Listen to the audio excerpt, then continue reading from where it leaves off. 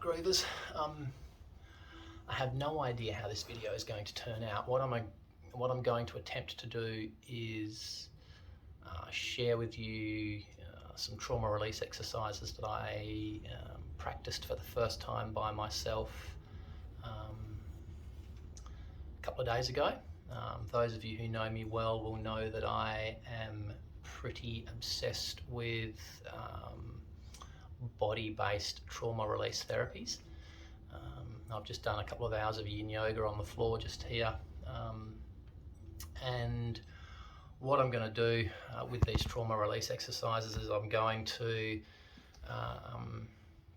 stress the muscles in my lower body to create a shaking effect in my body, because shaking is how our body processes trauma. So I'm going to just kind of film it, and if it turns out all right, I'm going to post it. Good old Isis here. I've been laying over there on the floor motionless for the last 2 hours, and the second I turn the camera on, I swear to God this happens every time, the second I turn a camera on, she's like boom, straight in there. Funny little thing she is. So yeah, I'll probably have to move the camera a couple of times because I'm going to do some exercises up against the wall to stress the muscles in my sort of upper thighs and lower abdomen to kind of get the shake happening. And then once I've got the shake happening, once I've got some stress through those muscles, then I'm going to turn the camera around. I'm going to jump back on the yoga mat, and I'm going to do a couple more exercises on the yoga mat that'll get the shake really up and running. And yeah, hopefully, like I said, document for you guys what it's like and how easy it is to actually self-initiate trauma release exercises. I've had a pretty rough trot, it's got to be said, with anxiety since having a heart attack last year. For those of you who don't know, I'm perfectly fine. I've had a stent placed in the artery in my heart that had a 99% blockage and very nearly killed me. And of course, you know, at 49 years of age, that brings some existential dread, shall we say, to the surface. And I have been having a legitimate, existential crisis these last 9 months. It's been harrowing, to be honest. It's been some of the toughest times of my life that I've ever gone through. I've never had anxiety like this before. Well, actually I have. I had a nervous breakdown when I was about 19, and this is on par with having a full-blown nervous breakdown. And given that I can't afford good therapy, like my therapist, who is amazing, a 90-minute session with her is like close to $200. In fact, I think it's over $200 now. I think an hour session was $190, and I think a 90-minute session, so yeah, 60-minute session was $190, and I think a 90-minute session is up over $200 now. And it's prevented me from working. I did go back to work for a little while, but it all fell in a heap because the anxiety got the better of me. So I'm kind of living on a sickness payment at the moment while I get my mental health back on track. And I decided that as I couldn't afford the therapy that I need, the therapy that I go to is a combination of talk therapy, but the objective of it is to, through the talk therapy, create the safety in which the body-based work then takes place. And I've had a couple of really powerful somatic experiencing trauma release sessions where my body has just shaken violently, and I've never felt so good in my life as after those sessions. They really do release so much from your body. And I dated a woman some years ago who used to actually go on shaking retreats. And at the time I didn't really understand what it was all about, and I thought it was a bit, weird. But now that I've, done my own research into trauma and trauma release therapy and somatic experiencing, I now understand both on an intellectual level, but also on a physical, sort of emotional level, just how powerful that body-based shaking is. Just to sort of give you a quick rundown, it's kind of, a lot of what somatic experiencing is about, but I also found this some videos online for TRE, or trauma release exercises, which is what I'm doing now.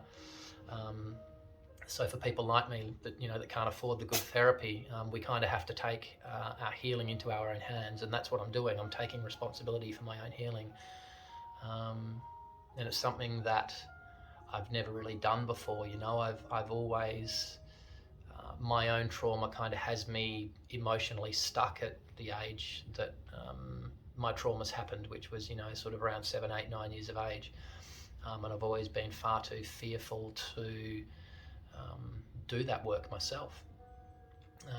I've always wanted other people to help me, fix me, save me. So this for me is a monumental step in my own self-care. And it's, look, I did my first session 2 days ago, and it was, it wasn't scary at all. In fact, it was really a really peaceful and beautiful process. So without further ado, Isis and I are going to take you through the exercises. So bear with me. Like I said, I don't know how this is going to turn out. So first up, what you want to do is you want to find yourself a patch of wall that you can get into this position on. So you want your bum to be a little bit higher than your knees. You want to have your feet sort of around about shoulder width apart, and you're just going to basically stay in this position. When you do sort of trauma-based stuff, 7 out of 10 is the general rule. So don't go beyond 7 out of 10 on a pain threshold, or don't go beyond sort of 70% of what you think you're capable of. So the idea is not to kill yourself. You don't want to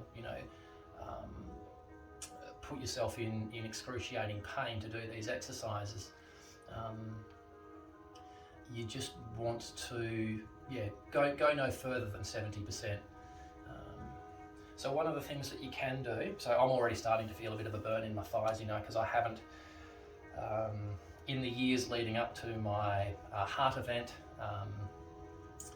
my fitness was sort of declining, and I went from being, really, really fit and really strong, particularly through my legs and bum, to, not so much. I mean, I still cycle, and I was still cycling and still running, but what I was noticing was over the years, in the 2 to 3 years prior to having my heart attack, my fitness was getting less and less and less, and in the months leading up to actually having the heart attack, I wasn't really able to do much at all.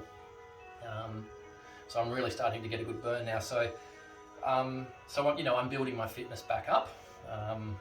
But what you can do also, and what you should do, is alternate between the balls of your feet like that. And then when you get really tired there, you can go up onto your heels, and that'll push you up, it'll push you back up the wall a little bit. But once you get to that point where you don't feel like you can hold it much longer, and you're starting to sort of get a little bit of a tremble through your thighs there, what you're going to do is you're going to lift your bum, slide your bum up the wall a couple of inches. That'll take a whole bunch of pressure off your muscles, and start again, basically.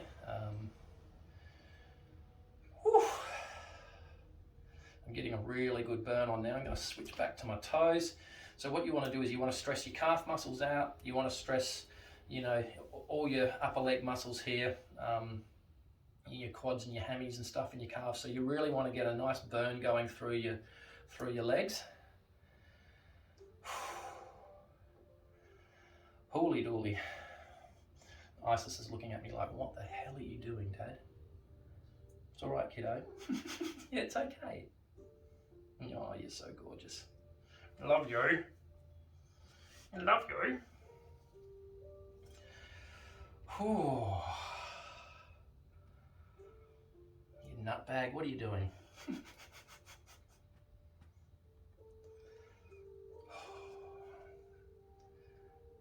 I remember back when I was a kid, my brothers both went on ski camp, and this is one of the exercises that they had to do in the months leading up to going skiing to, build their leg muscles up for skiing. All right, I'm getting a real burn on there, so I'm just gonna slide up the wall a little bit.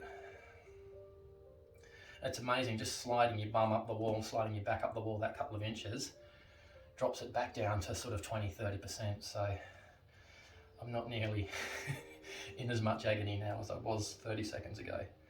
But you can possibly see that I'm already starting to tremble through my legs. So that's the idea, you sort of want to get fatigued.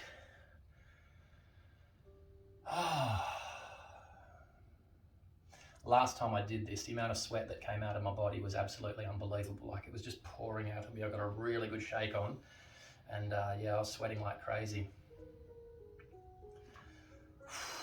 Oh geez, you really feel it when you go up on your heels like that. I don't know if you can see my feet. I'm not sure if I've positioned the camera properly, but yeah, I'm alternating the weight from my heels to the tips of my toes, and then flat, and then back to my heels, and then back to the tips of my toes, and then flat, or a variation of that. But yeah, really putting a lot of stress.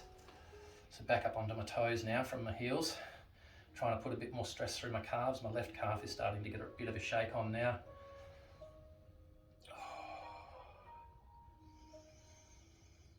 Whew.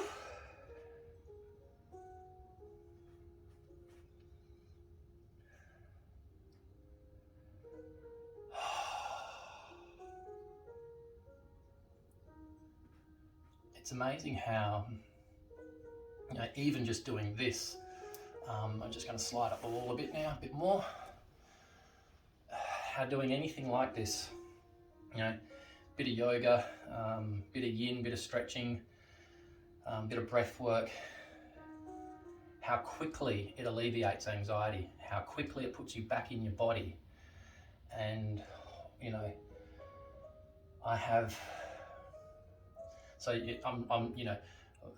I'm starting to shake quite a bit now through my lower body, so my voice is trembling a bit. I'd say this is probably based on what I have learnt is linked into my vagus nerve, and so when your vagus nerve starts doing stuff, like quite often when we get scared or anxious or angry, you'll notice the tone of our voice changes, and that's because our vagus nerve, when it's under stress, tightens our chest, because it runs all the way down our body. It tightens our chest, so it'll tighten our lungs, tighten our heart, and pull on our vocal cords as well, which is quite often why our voice goes up when we get angry or scared or nervous or whatever. Or your voice will break a little bit because your larynx constricts as a result of your vagus nerve being stimulated. So, whew.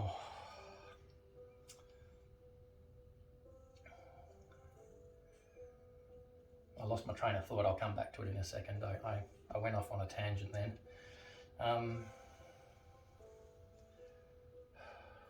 So yeah, what I was saying was, it's amazing how quickly coming back into your body can alleviate the anxiety, the stress, the dread. And this, what I found is that doing this stuff has really been my go-to to help me get through my trauma and my anxiety that I've been feeling. And this is not just since my heart attack, anxiety and depression have been a really big part of my mental health journey my whole life. I can remember having my first panic attack at 8 years of age. And it's just been ongoing. It's sort of been flip-flopping between anxiety and depression ever since, based on what's going on in my life at any point in time. They say anxiety is fear of the future, and that's exactly what's happening. I've had a heart attack, and so it's brought my mortality into question. So I'm concerned for my future. But before I had the heart attack, I was bogged down in beating myself up for all the mistakes that I've made in my life. So I was worrying about the past, which creates depression. But underneath both of them is grief, grief and sadness, guilt, and a whole bunch of potentially other emotions that, they serve their purpose in the right context, but when we hold on to them in our bodies for a really long time, they create stress and trauma and dis-ease. You know, they create mental health problems and physical health problems, both of which I've experienced firsthand. Hence why I'm taking myself through these exercises now.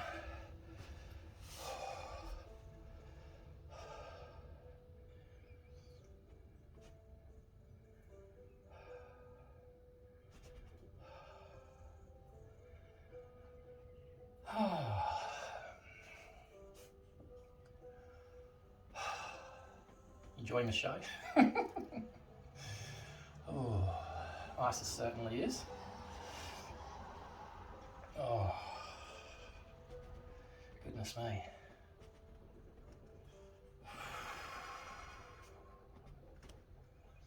All right, I think I've got enough of the shake on. So the next exercise that I'm going to do is just the old toe touch. And again, this, because I'm already, so you just want to bend your knees ever so slightly, and look, I mean, look at my legs start to shake already. So I'm just going to hold that for a while and let this shake kind of do its thing. So this is just putting more, you know, more stress on my calves and more stress on my thighs, but just in a different, you know, in a different way. See if I straighten my legs a little bit, start shaking more because it's kind of putting more pressure. I don't want to bend my knees too much because that's kind of cheating. You'll probably notice, if you can see well enough, like I said, I don't know how this video is turning out, but you can probably see that I'm starting to get quite a good sweat on. And I am upstairs at home, and it is, you know, 35 degrees or something today. And there's no aircon or anything going up here. But yeah, you'll probably notice that I'm starting to sweat a lot, and I might even be going a bit red in the face on account of what I'm doing to my body, but also the fact that I'm now in an inverted position. So there might be a bit of blood rushing to my noggin.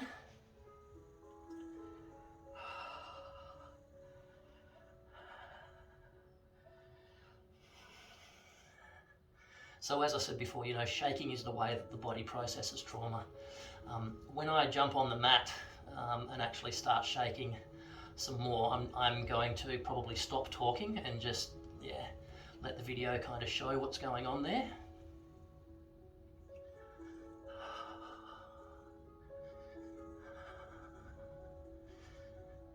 All right, I'm going to transition to my yoga mat, which I'll just have to move the camera to do this.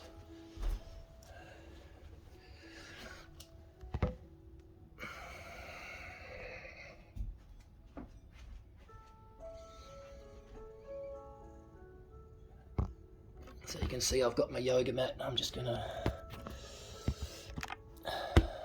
oh yeah, should be able to see me fine there.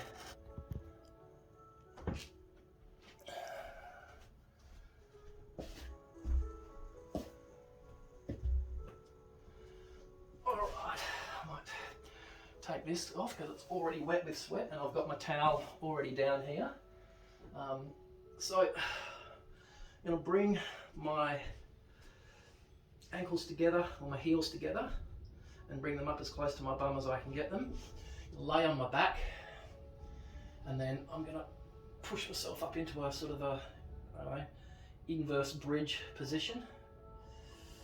And I'm going to hold this until I sort of really start getting a shake on.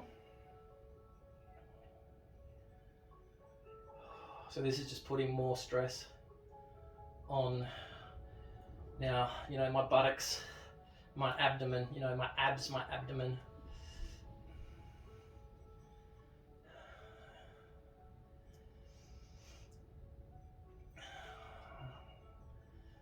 Ideally what we want to do is we want to get that shake actually going through the whole body, not just the legs. Just going to bring my heels up a little bit more. Just trying to put as much, no, probably actually is more stressful yet to have them a little bit further down. Feels like my body's working a bit harder in that position.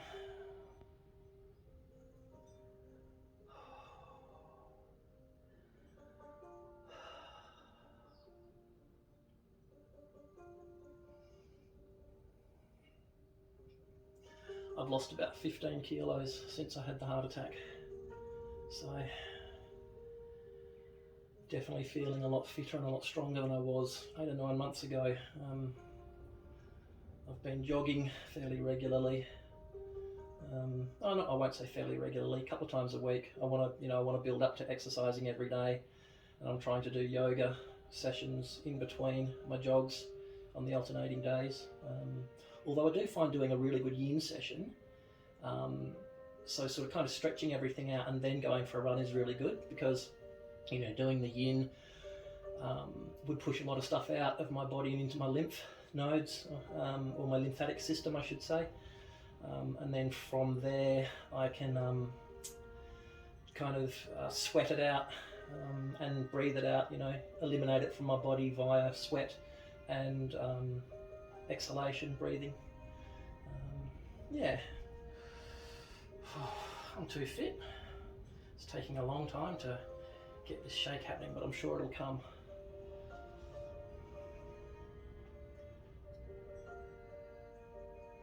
So I think there's like sort of 7 or 8 or 9 of these exercises you can do. I've shown you 3 so far, up against the wall, then sort of the leaning forward and touching my toes, and now this. All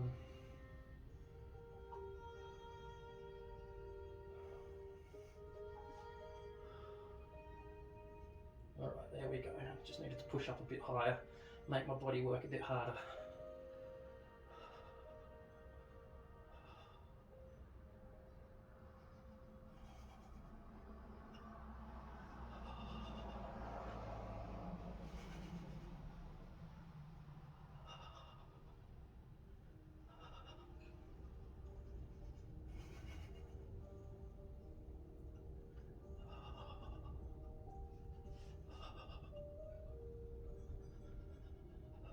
I'm going to let my bum now that I'm shaking, I'm going to slowly let my bum come down towards the ground.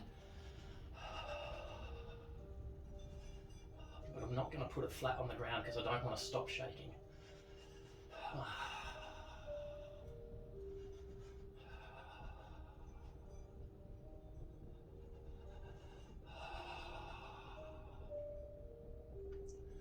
This might look a bit weird, but I can tell you it feels so bloody relaxing and so calming.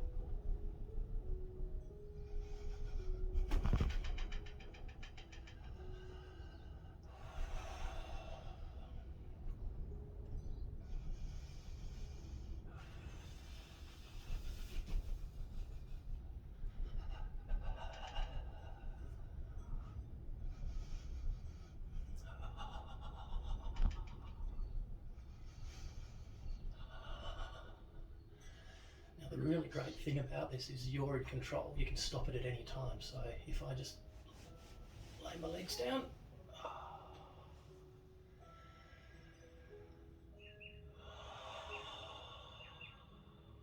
I'm in complete control. I can stop it and start it at will, pretty much.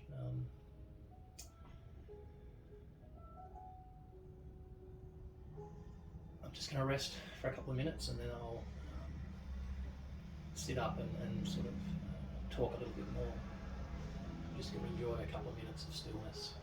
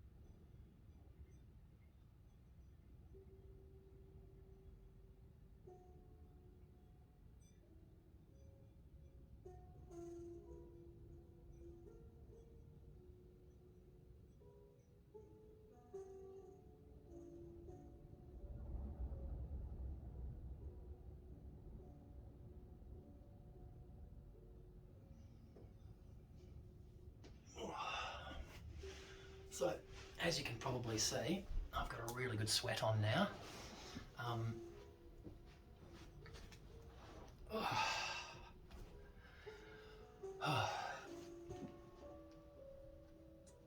Now, the whole purpose of this is, as I said, just to remove trauma from your body. Body purges, it eliminates in lots of different ways, and that's really what we're doing. Is we're promoting self-elimination, if you like. So what happens is, you know, after doing somatic experiencing sessions or TRE sessions, a lot of people will sweat heavily, they'll laugh, they'll cry, they'll urinate a lot, they'll poo a lot, some people throw up, some people continue shaking, and those are all the different ways, you know, heavy breathing, exhalation, perspiration, you know, these are all the processes of elimination that our body uses to get rid of toxins. And, you know, trauma is a toxin of sorts. We think of it as maybe as like an energetic toxin that's trapped in the body, causing, you know, disharmony and disease. So, you know, to begin with, you don't want to go too hard. Now, me being a typical Aries, I like to do everything gung-ho, and I've learnt, you know, very, very slowly and painfully over the years that I need to yield to the experts and just do what I'm told. So instead of doing a 2-hour session of shaking, I am just doing, you know, brief sort of 10 to 15 minute sessions. A session is what I call the part on the mat, not the part over there on the wall leading up to this, but the actual shaking session. You want to limit that to, you know, 5, 10 or 15 minutes every second or third day to begin with, because it is a trauma release, you know, therapy. And it will bring stuff up for you. It'll bring stuff up for you physically. Like I said, you might process the trauma in a bunch of different ways. You might get pain in your body, you might get pain in your soul, you know, you might get, you might have big emotional releases, you might feel, you know, pain in your joints or your organs, or, you know, you might have a headache, you might, you know, there's all sorts of different ways. that your body is going to process and eliminate that trauma from your body, not just through the shaking itself. I mean, the lymphatic system, which is where, you know, all the toxins from the body are pushed into, doesn't have a pump. The pump for the lymphatic system is in fact the muscles themselves, and the lungs, or the diaphragm more specifically. So we really need to work out, you know, get our heart rate, not so much our heart rate as our breathing rate. So we really need to get our diaphragm working. You know, heart rate going up is a natural byproduct of exercise, but yeah, you want to elevate your heart rate, you want to get a sweat on, you want to be, you know, doing something physical that moves the muscles and moves the joints, pushes those toxins out of the body and back into the lymphatic system, so that the lymphatic system can then eliminate them through your breath, through your urine, through your feces, and through your skin. You know, this is the biggest organ in the body, and we can tell a lot about people's state of health by the state of their skin. You know, I've noticed as I've gotten older, I've got lots and lots of liver spots, which tells me that, you know, my liver's probably not doing its job 100% well, and something that needs addressing. You know, a lot of these things that we get told are just natural processes of aging. They are natural processes of aging when we're neglecting our bodies. When we don't neglect our bodies, these things happen to a much lesser degree, and they happen much slower, or not at all. So yeah, anyway, that's my little rant and exercise for the day. I hope it comes of benefit to somebody. Like I said, I don't know who's going to see this, if anybody's going to see this or when. But yeah, I hope for those of you that do get to see it, whether it's, you know, on my Facebook or whether it's in a DM that I send you, I really hope that it helps. Like I said, I'm my second session, and I already am feeling the benefits. Not just on a physical level, but like I said, the emotional level, just the fact that I've actually taken my healing into my own hands, and I'm not waiting for or expecting anybody else to fix me, heal me, change me. It's something that I've gone, you know what, I have to do this myself. And that in itself is a massive self-affirming, you know, step, and it you know, you know, up here it has a big effect. Because it's like a deposit in the bank of self-love, you know, and that always goes a long way towards our healing, and our, you know, mental and physical well-being. So yeah, all right, I'll catch you later, crew. Thanks for hanging out, and thank Isis as well.